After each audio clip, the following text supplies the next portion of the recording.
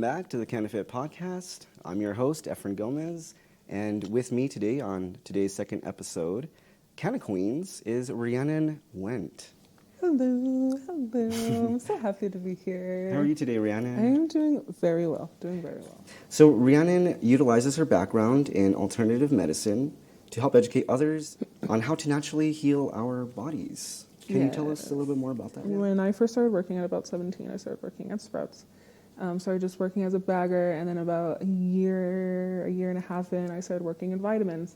And I just fell in love with that because it was just so enriching. There's so much to learn, just even uses and how things have come so far and like what the body needs over time. And then I've always have been a big stoner. That was like in high school, that was like a personality trait for me. And so I always kind of knew I wanted to do something with that. But if you would have told 17-year-old me I'd be working in a dispensary now, mind blown. Jeez. But my mom decided to get her medical card. She was one of the first kind of bunch to get her medical card. And I saw how that improved her quality of life. And from that moment forward, I knew I just wanted to merge the two. I wanted to educate people about herbal remedies, and I also wanted to educate people on the use of cannabis and the mix of the two. Because I really do think incorporating other herbs into other people's lives as well as cannabis could really do some amazing things for them. Definitely. So that's kind of been like my big thing now is like trying to like merge the two and educate people on both. And I'm sure you know this, and I recently found out that there are herbs you can also smoke too, that outside of cannabis. Yes. Do you know of any? Lavender, I would say, is probably the most popular because of its relaxing benefits. But there's like mullein, that's really good for respiratory. There's a lot of different things in there that you definitely could do that too. It's so nice that people don't have to just depend on THC for their remedies, right? Yes. And what got you introduced into the holistic medicines? And Definitely working in vitamins has done that big. I learned so much, and working up to be an assistant, I did all of these different like work trainings, like even dinner trainings where they'd go out somewhere, they'd explain, like let's take probiotics for example. A probiotic, they'd give us a sample and they just teach us all about that sample and like how it works, and then we get to try it. And that was actually one of the best things that really helped, I think, introduce me into the whole holistic world. that's great. And it's so natural to pair the two. Yes. And it's easy. It's awesome. And you said your mother now is cannabis user. My mom's been a cannabis user for a very, very long time. She was a medical cannabis user for a while. Before you? Yes. Wow. Oh yeah. She got exciting. her medical card like years and years ago. So how did she break the stigma? Like, if you don't mind? No, absolutely. So my mom she was an old school stoner.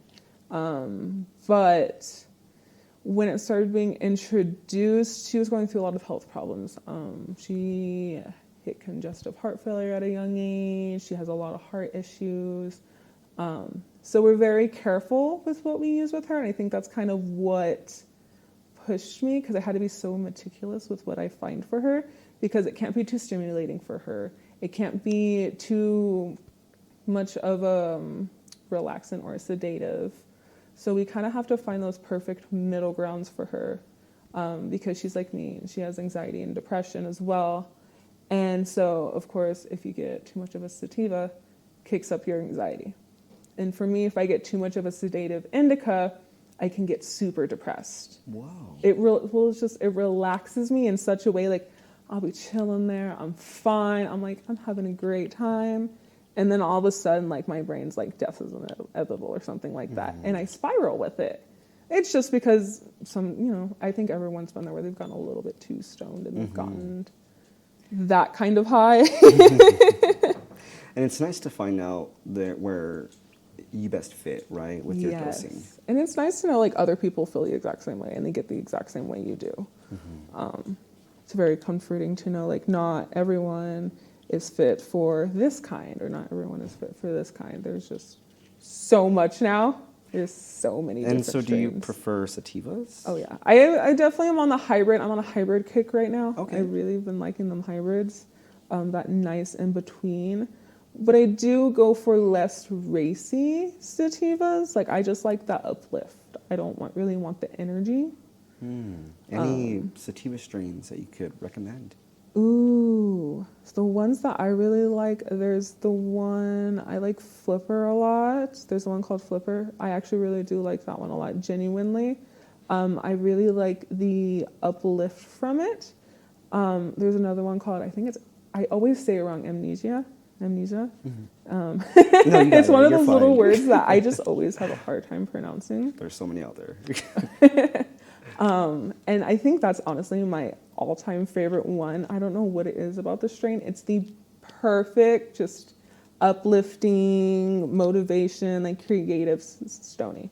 And it's not very high testing. It's usually around maybe 18, 19%. Kind of reminds me of the White Walker Kush. I Ooh, love that one's a good one. It's a great cross of Skywalker and White Widow. Yes, that one's a really good one. I love my sativas now. Yeah. So like with me, like I have anxiety. I've always since a young age, but I'm learning that there are so many different strains and types, and that could help me reach my goals, my physiological goals. Essentially. And it's been a great journey, and it's nice to have people like Rhiannon, to help guide others, towards finding what works best for them. I appreciate that. And honestly, that gratification of having someone come in and saying like, oh, this supplement worked for me, or this flower, like even if someone's like, this flower got me so stoned, like I'm stoked for it. Like I'm here for it. I love feedback. You're right. Like I had, when I still worked at Sprouts, I had a lady come in who, she was losing some hair from some chemo treatments. And she wanted to know if there was anything to help. And like, well, I can't guarantee anything because it is holistic. I recommended something that I really like to use, which is castor oil. Castor oil, it's a pain in the butt because you do have to leave it in for like 2 hours for it to work, and it's super thick and greasy. But she came back a couple months later, and like her spots that she was worried about, they weren't completely filled in, but she definitely had regrowth, and she was very happy with it. And that to me was such an amazing moment and kind of solidified that that's the path that I want to take. Or I had a gentleman come in and he had really bad gout in his feet. And I recommended tart cherry for him as a supplement because that's one of the most popular things we would tend to recommend. And he came back saying that his feet felt better than they have in a long time. I love going into work knowing that I can still help people and educate people like that. Because I love when customers come in and they're just like, this made me this helped me sleep. This made my pain go away. This, it really helped my anxiety. I love that so much, so much. And you're like, I'm doing something right. Yeah, even if it's not positive, like even if someone's like, I didn't really care for that, I appreciate the feedback because then in my mind that helps eliminate X, Y, and Z that you may not like, and it helps me recommend a better product to you. Yes. So I really like feedback all around. All of it's important. And everyone is different. Exactly. You got to find what works best. Right? Yes, that's the biggest thing. And it's so great to know that there are so many natural resources out there. Like, to go back to castor oil, I just recently heard how beneficial it is. Yes, people use it for their hair as well as muscle their soreness. Muscle soreness. It can be used as massage oil. Oral health. Yes. You can help it. You can even put on your eyelashes, help your eyelashes grow thicker. Oh, cool! Wow. Yeah. There's tons of. And this isn't just about castor oil. There's so many multiple benefits to many different remedies. Yes. Herbal medicines. Like the other day, a woman was telling me she was having hot flashes, and I recommended peppermint oil. So if you put peppermint oil on the crown of your head, it tends to, you just put I would say a good couple drops, not so much that your hair is soaking in peppermint oil, but just a little bit on the crown of your head. It cools you down naturally. It brings your body temperature down. And she was like, I'm gonna try that. And I hope it worked for her. I hope she did try it. That's great. And that's pretty cool because I know there are so many people that suffer from hot flashes on a regular basis. And there's a new product we got that's actually a spray. It's CBD, THC, and it actually has something called Anacardium montana in it, which is a homeopathic remedy. A lot of people take it internally and topically because it helps with bruising, swelling, pain, muscle stiffness, and a lot of people don't know that. And they, so when I read them the ingredient list, they're like, "What's that?" And I explain it to them, and they're like, "Oh, that sounds magnificent! Like, I would love to try that." And so now, not only do they have this CBD THC thing, they have this knowledge of what this herb is. Dang, that's awesome. And you're doing like you're helping so many others just by like highlighting these different resources that they probably didn't know about, you know. And so that would lead us to our game, our first game of the podcast. I love it. Cannabis Mythbusters. Yes. All right.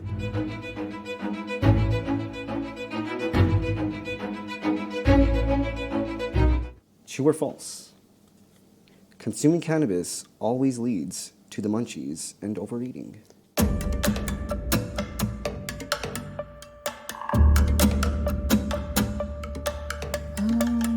I'm gonna say false.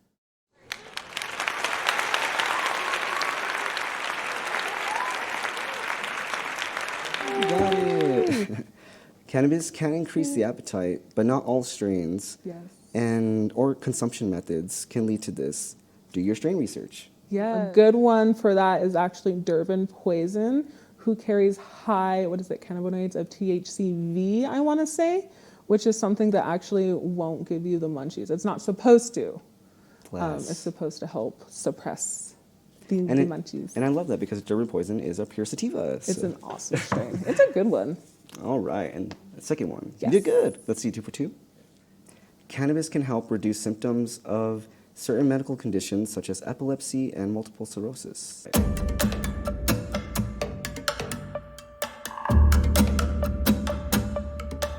Ooh. I'm going to say true.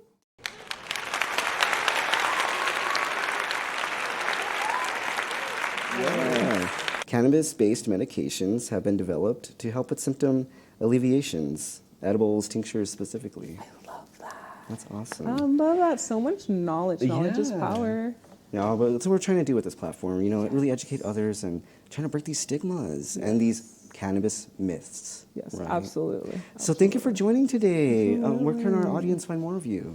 I am on Instagram, but I really don't post too much content yet. I've definitely been trying to branch out more to and figure that out because I would like to steer my platform in a little bit more of that educational process. Still getting started though, But I'm really not really active, I would say, anywhere else besides Instagram. My Facebook, but I pretty much use that for friends and family. So. Yeah. Well, it's nice that you're able to at least, showcase your talents here today. Absolutely. Absolutely. I feel like our audience are going to really love the nuggets that we were able to offer in this one conversation. You're going to come back. I appreciate Rhiannon. that. I would love to be back. I would love it. That'd be great. Nice. Yeah.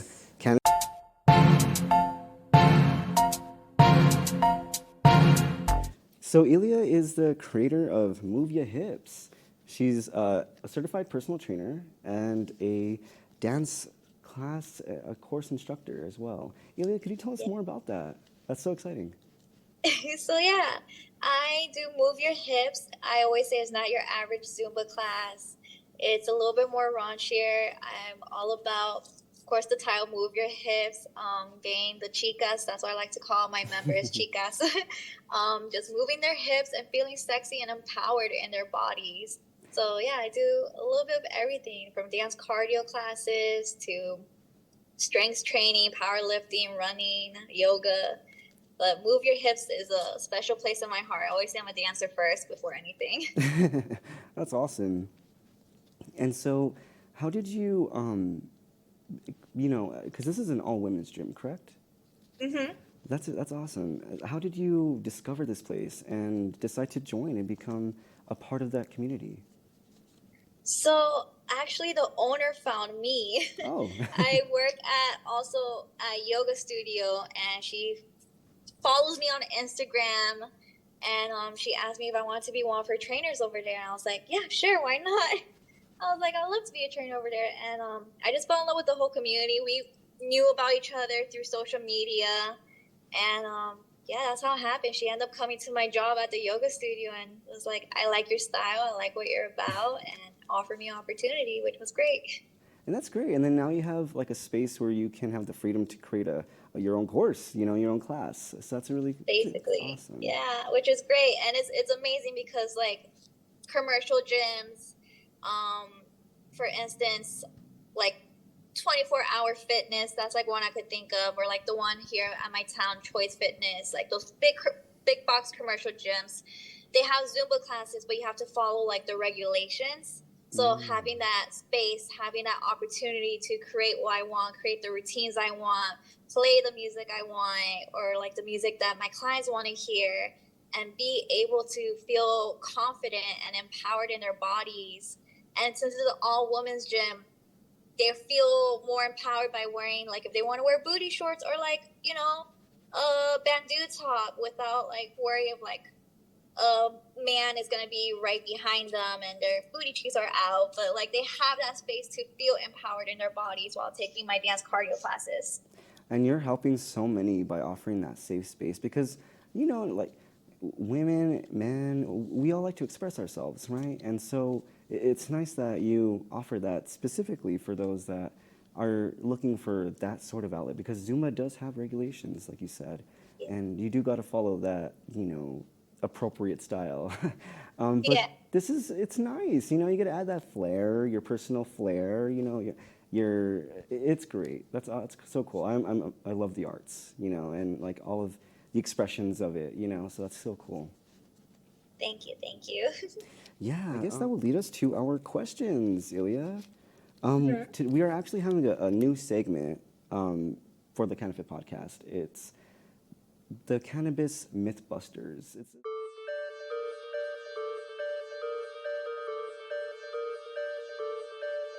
It's true or false style. Are you ready? I'm ready. Awesome, awesome. We love that energy. So, first question. There'll only be two questions, so no worry there. Cannabis has been used for centuries for medicinal and therapeutic purposes.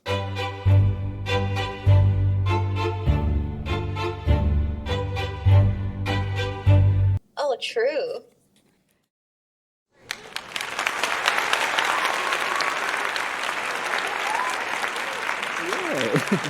Historical evidence shows that cannabis has been used for medicinal and therapeutic purposes for thousands of years worldwide.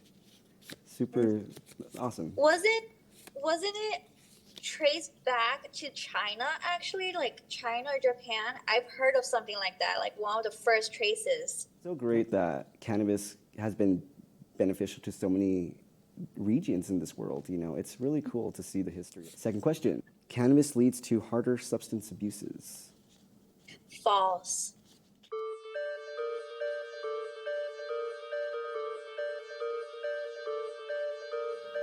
False.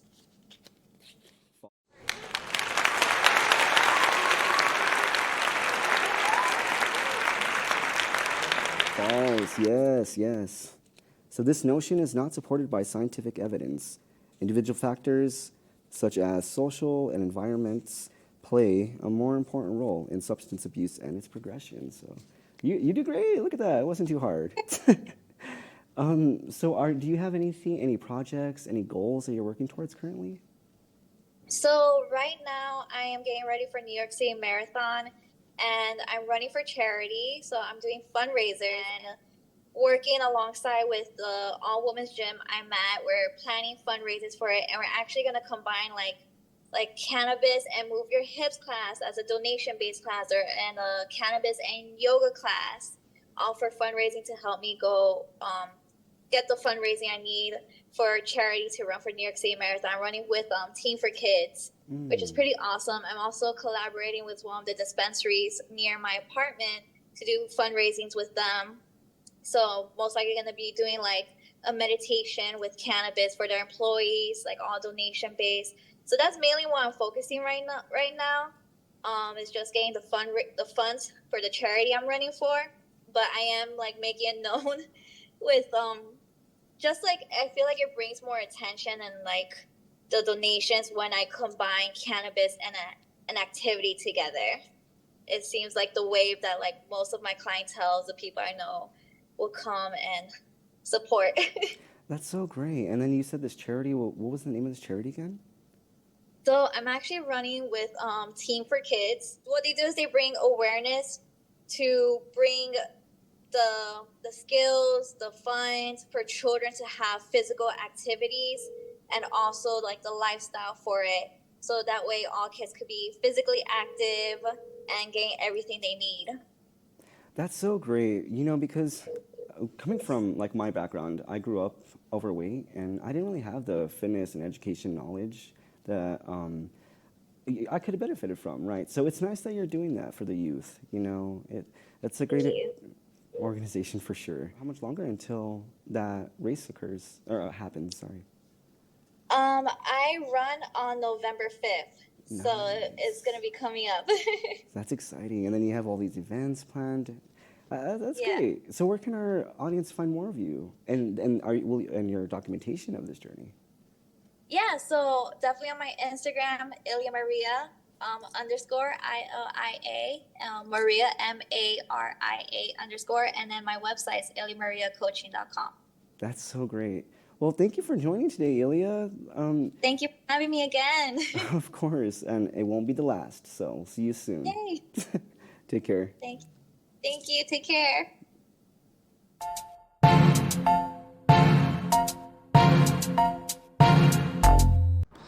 This was a really fun episode to record. Thank you to all of my guests for their contributions today. And lastly, we have Crystal Richards. Enjoy!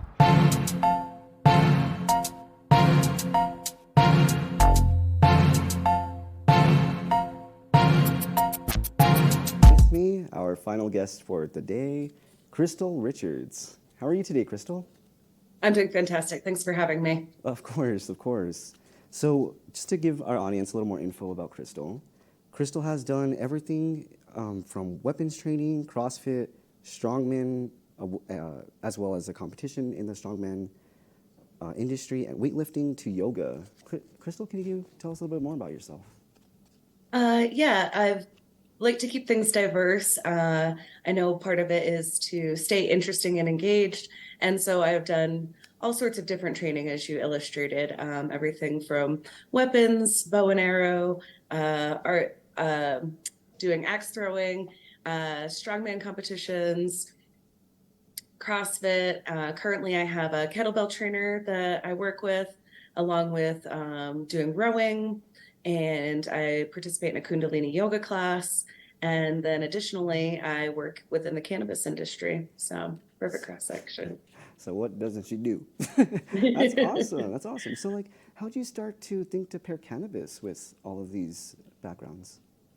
Well, I've been using cannabis throughout my adult life, and as more research has come about, it's been interesting to sort of experiment with using cannabis as active recovery after workouts. Certainly, products that have CBD, CBC, CBG in them are things that are attractive to me. So I've been experimenting with using gummies as sort of a recovery post-workout. Nice, nice. It's a great perspective to share because there is that stigma that we're still trying to fight against, that cannabis athletes, we're lazy, and we're not. We exist. We like to really push ourselves just like anyone else. Correct? Yeah, absolutely. I mean, I don't know a lot of people who wake up in the morning and think, I might pull a truck today, which I yeah, that's so impressive. What got you started into really these extreme? I wouldn't consider them extreme sports, but they are on the tougher end, definitely. Well, I worked near, originally years ago, near a CrossFit gym. And so there were a lot of folks that were coming in, and I just found them to be really interesting folks, very engaging, open. And so I thought, well, if I were really going to challenge myself to see what I'm capable of doing, that seems like the arena to do it in. The interesting thing about CrossFit is I never really considered myself a very athletic person. And so by doing such a diverse number of activities, because you do everything from gymnastics to weight training, running, which is definitely not my favorite, and other things, where eventually I found something that I was really good at. I don't think had I not participated in CrossFit that I would have ever figured out that I had this special strong capability. So therein, I was able to sign up to do strongman training along with Olympic lifting and kind of use that as my focus since I found out that those were things I was good at. I love that. No, that's great because I actually have my background in what's my fitness journey. I started at a regular traditional gym, but then I moved to a CrossFit gym back in 2012, and I discovered that, oh wow, there are so many different, functional fitness activities that we can do, like incorporate like gymnastics and just strength training, and like running. It was pretty cool to be able to put yourself into there and adapt as well.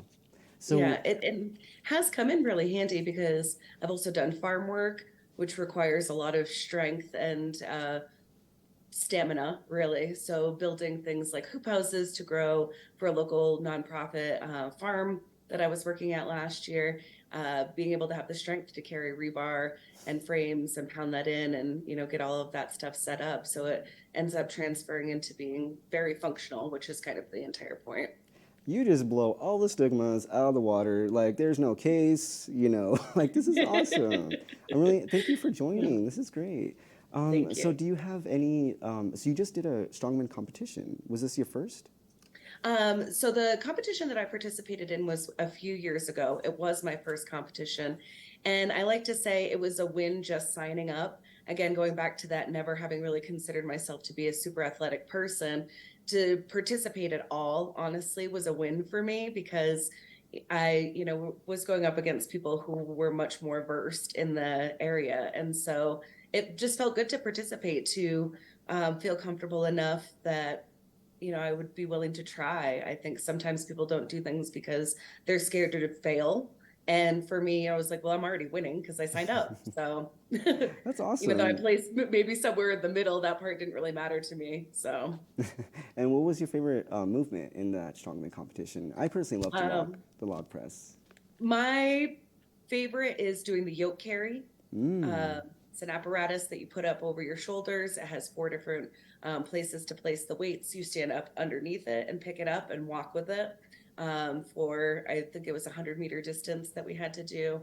And my personal best was 515 pounds. Dang, that's awesome. That's so Yeah. cool. Have you been able to, like coming from other women, like have you been able to encourage others to pursue this as well? I think so. I mean, when I first signed up for weapons training, I was the only girl in the class. And I Really? feel like having other people in the gym see me participate opened them up to the idea of that maybe, the things that I found interesting had been previously probably considered like male dominated things, the weapons, archery, heavy lifting, and things like that. And so I like to think that maybe I influenced a person or two to maybe challenge their own stereotypes or look into something that they were interested in that maybe they wouldn't have done otherwise.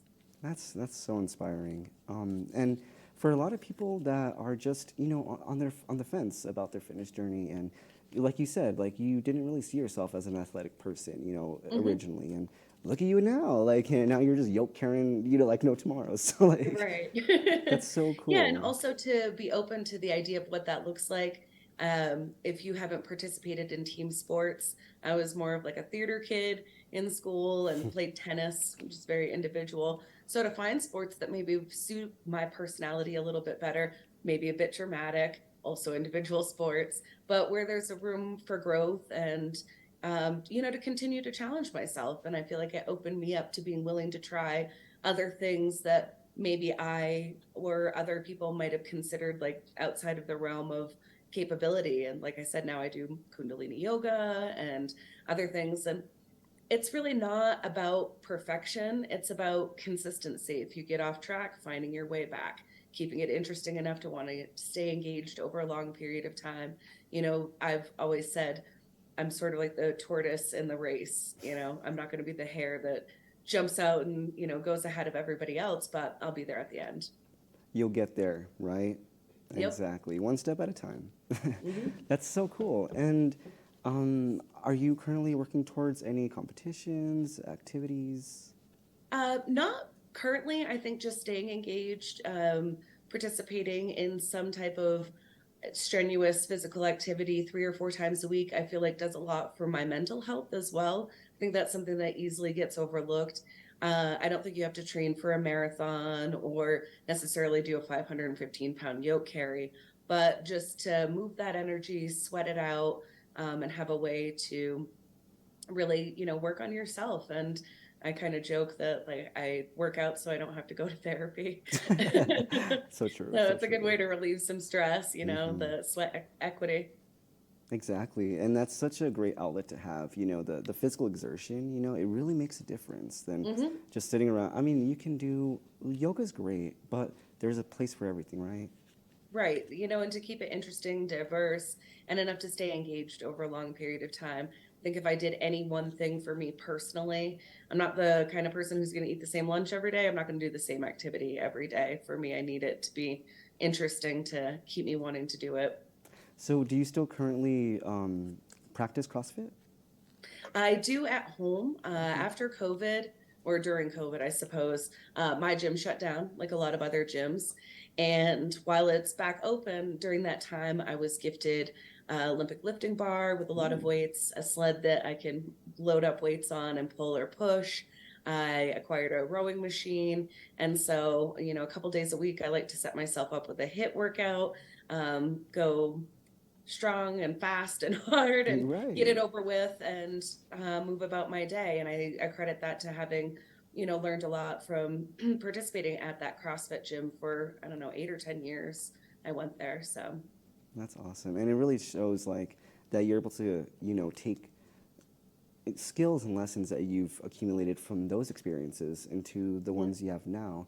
Because honestly, I still diversify my own workout styles and stuff because of CrossFitness. It's Mhm. pretty beneficial Yeah, it's an stuff. intense knowledge base. It covers so many different things. And yeah, going back to having had an opportunity to do a bunch of things I was terrible at, then I was able to find some things that I was good at. And then also learn that there's growth in doing things you don't enjoy. Right. So if you only stick to the stuff that you're good at, there's, not a lot of learning there. And honestly, CrossFit has given me a lot of firsts too. Like I climbed a rope for the first time in my life because I grew up overweight and I lost about 80 Hmm. pounds, and I've kept it off for about a decade now.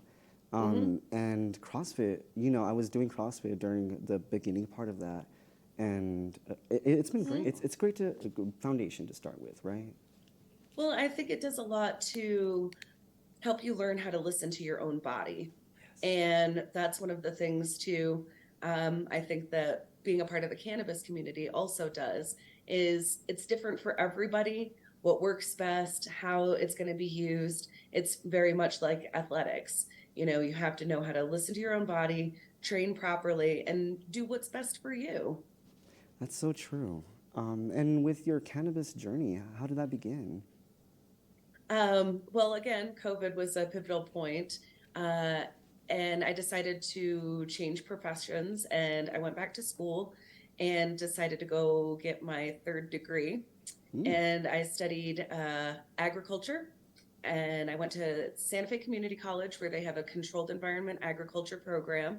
And we study hydroponics and aquaponics there, greenhouse design, things of that nature. And by doing that, I was able to then start working at the community farm that I was working at. And then that moved into me kind of combining my background in social work and communication with my love of agriculture and my personal love of the cannabis plant. And so now I work for a very well known cannabis company. And what is that name drop? Uh, so I work for Verdes Cannabis, previously known as Verdes Foundation. They've been providing medical cannabis for consumers in northern New Mexico, central New Mexico for about 13 years and still do that. It's a multi-tiered facility. It's owned by people who are born and raised in New Mexico. The CEO is a female, which extra props for that. And yeah, just providing the best quality products throughout the, like I said, multi-tiered facility. So Verdes grows, distillates, creates its own gummies, vape cartridges, makes Vita oil, which is the equivalent of a Rick Simpson oil. So for patients who are in need of really dense medicine, they're able to get high quality product made right here in New Mexico. That's great. And keep shop local, right? Yeah. And we love some Verdes. It's such a great Yes. company. Thank you. And so that leads us into our Cannabis and Mythbusters game for the day. Oh goodness. Okay. It is totally Let's see fun. what I can do. I'm not an expert by any means, but I'll see what I can do here.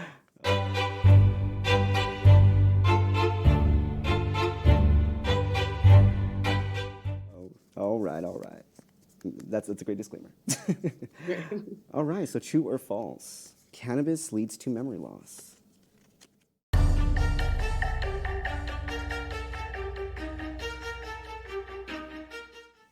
Well, short-term memory loss, but not necessarily long-term memory loss. It can be very neuroprotective long-term. Bless.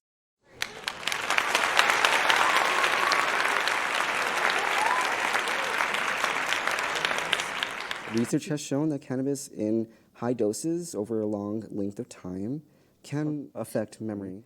However, this can vary from individual to individual. So it's just, do what works essentially. And a lot of like CBD, CBG, all of those other aspects that are available in the cannabis pit are neuroprotective. And so it's like a both and situation. I'd like to note that many great facts were provided here. Thank you, Crystal.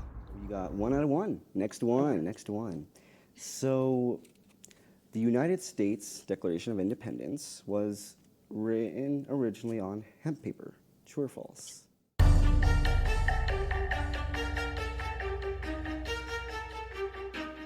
True.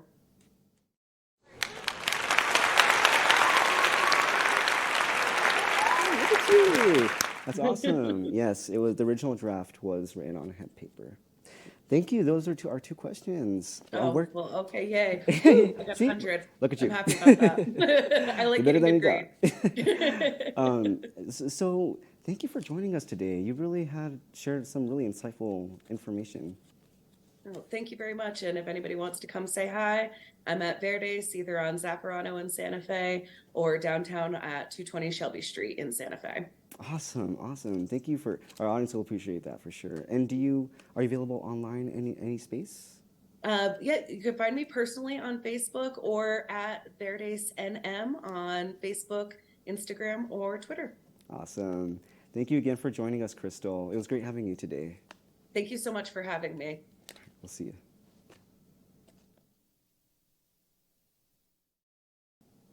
And that is it, our CannaQueens episode. I'd like to thank our great guests today for coming on and sharing some really good insights and really cool perspectives that I don't feel are often highlighted. So, Rhiannon, do you have any thoughts about today's episode? Yeah, it was amazing. I had such a great time. Everyone had such amazing things to add and such amazing insight. I love we really have gotten together. I think we all have that kind of mindset of really breaking that stigma that you're introducing. It's really awesome, and everyone seems to be doing such inspirational things. Like, it's insane. It's insane. Including you. I appreciate that. You too. You've really done a lot, and you've really brought a lot to the table and showcased everyone. You're so sweet. Thank you. I'm not one to take that. But thank you. That's great. Absolutely. And thank you all for joining us today on the CannaQueens episode, Women Who Champion Within the Cannabis and Fitness Industries. We'll see ya.